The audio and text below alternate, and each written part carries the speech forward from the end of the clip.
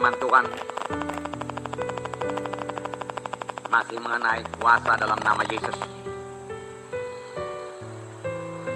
Sebab hari Minggu yang lalu kita telah mendengarkan firman Tuhan di mana dikatakan segala kuasa dan otoritas yang terdapat pada Tuhan Yesus terdapat dalam namanya. Jadi nama Yesus sangat berkuasa. Nama di atas segala nama. Nama di mana setiap setan, iblis mesti tunduk. Sepanjang kita memakai dalam nama Yesus tersebut dengan iman, tidak merupakan sebut-sebutan saja, tetapi kita mengenal kuasa yang ada di balik nama tersebut. Kalau kita mengerti karena kita terima wahyu dari Tuhan, maka dalam nama Yesus merupakan senjata yang tidak bisa dikalahkan. Bahkan merupakan satu senjata yang menghancurkan kuasa musuh. Kuasa itu telah diberikan Tuhan pada gerejanya. Nah, di dalam nama Yesus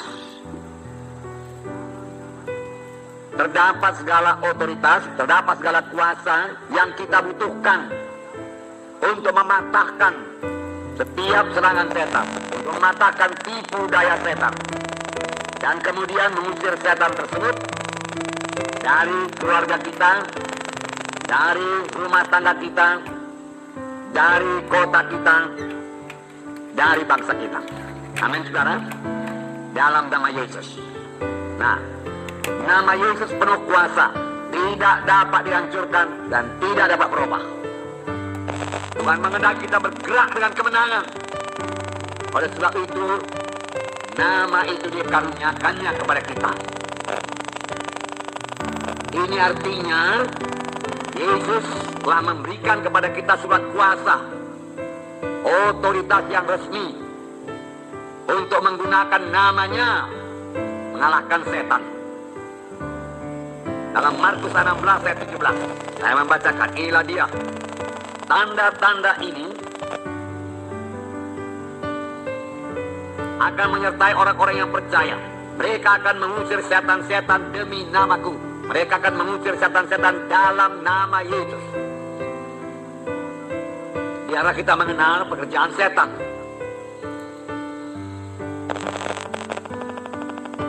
Kemudian mereka akan berbicara dalam bahasa-bahasa yang baru bagi mereka. Dalam nama Yesus mereka akan berbicara dalam bahasa-bahasa yang baru bagi mereka.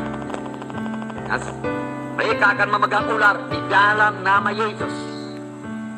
Ular itu lambang daripada kuasa kegelapan, lambang daripada setan. Bukan memegang ular-ular seperti semak-semak, itu bukan. Tetapi kita yang menguasai setan. Kita yang menghalangi pekerjaan setan. Amin. Setan sering memakai situasi-situasi sekeliling kita untuk menghalangi pelayanan kita. Dalam hal itu kita yang menguasai dia. Bukan situasi itu yang menguasai kita. Kita yang menguasai situasi. Amin. Di dalam nama Yesus. Ini berarti dalam nama Yesus situasi bisa berubah. Keadaan bisa berubah. Di dalam nama Yesus. Karena Yesus masih di atas takhta. Dia memegang kendali, dia memegang kuasa. Sepanjang kita memiliki iman kepada Tuhan Yesus di atas tahta yang memegang kendali, yang bisa mengubahkan keadaan-keadaan di sekitar kita, sehingga keadaan itu menguntungkan kita, memberi berkat bagi kita, ya, melancarkan pekerjaan Tuhan, menghasilkan pekerjaan Tuhan.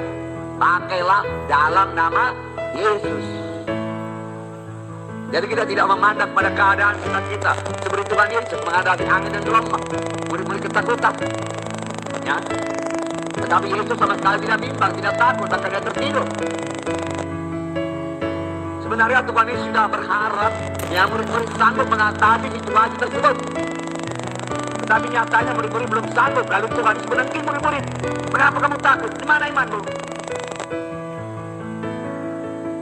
Mengapa kamu bimbang? Kemudian Tuhan Yesus bangsa, dia menghardi angin, menghardi danau dan tenang. Nah, kuasa seperti itu ada dalam nama Yesus. Amin. Nama Yesus dikaruniakan kepada gereja, kepada saudara dan saya. Amin. Berarti genap Apa yang dikatakan Tuhan, pekerjaan yang kukerjakan akan kamu kerjakan. Begitulah besarnya kuasa yang diberikan kepada kita. Nah, Kisah 4 ayat 7. Kisah 4 ayat 7. Lalu Petrus dan Yohanes dihadapkan kepada sidang itu dan mulai diperiksa dengan pertanyaan ini. Dengan kuasa manakah atau dalam nama siapa kamu bertindak demikian? Bahkan imam-imam mengerti kuasa itu sama dengan nama. Nama itu berkuasa. Oleh sebab itu dengan nama siapa kamu berbuat ini? Dengan kuasa siapa atau dengan nama siapa? Maka jawab Petrus penuh dengan Roh Kudus. Rupanya Petrus melaksanakannya dengan penuh dengan Roh Kudus, dengan banyak berdoa. Dia berada dalam urapan Tuhan, dalam pimpinan Tuhan. Dia tahu apa yang dia perbuat.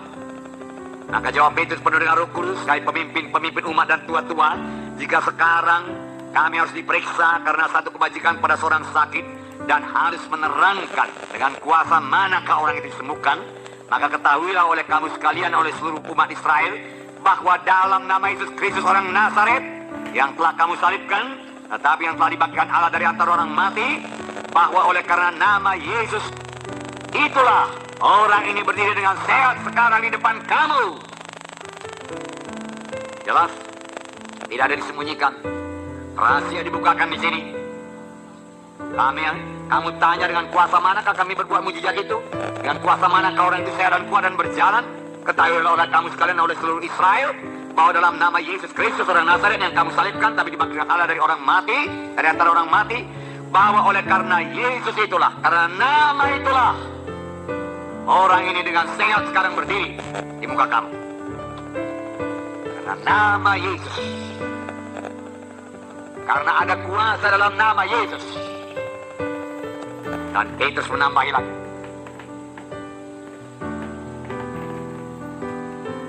Dan keselamatan ayat 12. Dan keselamatan tidak ada dalam siapapun juga selain dalam dia. Oleh sebab di bawah kolong langit ini tidak ada nama lain yang diberikan kepada manusia yang olehnya kita dapat diselamatkan. Dan dalam nama Yesus itu, Petrus berkata, bukannya terdapat kesembuhan tetapi juga keselamatan. Ada terdapat dalam nama Yesus. Dan hanya dalam nama Yesus ada keselamatan. Dari itu kalau kamu tidak percaya kepada nama Yesus, maka kamu akan terhilang. Demikian sebenarnya yang dikatakan oleh Petrus. Jadi saudaraku, bergerak dalam nama Yesus. Ketahuilah Tuhan sudah mengutus saudara. Sama sebagaimana Bapa mengutus aku, kata Tuhan itu demikian, aku mengutus kamu dengan segala kuasa. Pakailah nama Yesus. Ketahui Tuhan menyertai saudara, dan Dia akan menyatakan kuasanya dalam pelayanan saudara tiap kali saudara memakai nama Yesus. Amin.